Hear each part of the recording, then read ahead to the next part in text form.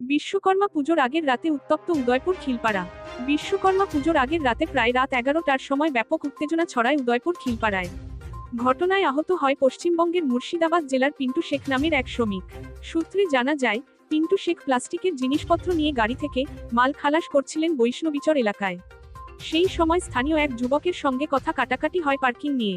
পরবর্তীতে ঘটনাস্থলে আরও কয়েকজন যুবক এসে পরিস্থিতিকে উত্তপ্ত করে তোলে এবং পিন্টু শেখকে মারধর করে আহত করে। খবর পেয়ে উদয়পুর অগ্নি নির্বাপক দপ্তরের কর্মীরা এসে তাকে উদ্ধার করে গোমতী জেলা হাসপাতালে নিয়ে যায়।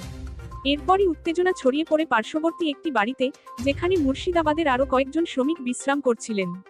অভিযোগ, 20-25 জন স্থানীয় যুবক হঠাৎই তাদের উপর চড়াও হয়ে এলোপাথারি মারধর করে এবং ভয়ভীতি প্রদর্শন করে। খবর পেয়ে কাকরাবন থানার পুলিশ দ্রুত ঘটনাস্থলে পৌঁছায়। পরিস্থিতি নিয়ন্ত্রণে আনতে ছুটে আসেন রাধাকিশোরপুর থানার ওসি, মহকুমা পুলিশ আধিকারিক এবং জেলা পুলিশ সুপার। ইতিমধ্যেই ঘটনাস্থলে সিআরপিএফ ও টিএসআর বাহিনী মোতায়েন করা হয়েছে। বিশ্বকর্মা পুজোর আগের রাতে এই ঘটনায় এলাকা জুড়ে চাঞ্চল্যের সৃষ্টি হয়েছে। ঠিক আছে, এসে হার বাড়ি যে বাক্স ভেঙে দিয়েছে তাকে এসে দরজা করলে, দরজা খুলে দিলে যে এখানে 3-4 জন ছিল, 4 জনকে মারধর। তারপর বাথরুম গেল, বাথরুমে চেক করলো, পেলে না। এবার আমি এখানে দরজা খুলতে আসবো, ভ্যাকুম করে লাভ মেরে আমার ফিলিং তো কাঁধের মধ্যে সব ভরে দিয়েছে, লাভ ঘুষি মারছে।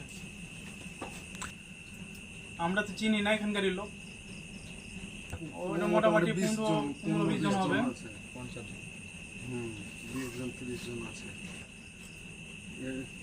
এটা কি পারা না, আমরা কি জানি না। আমরা তো বাইরের লোক, আমরা তো বাক্স বানাই, আমরা তো বাইরে আড্ডা মাড্ডা মারি না,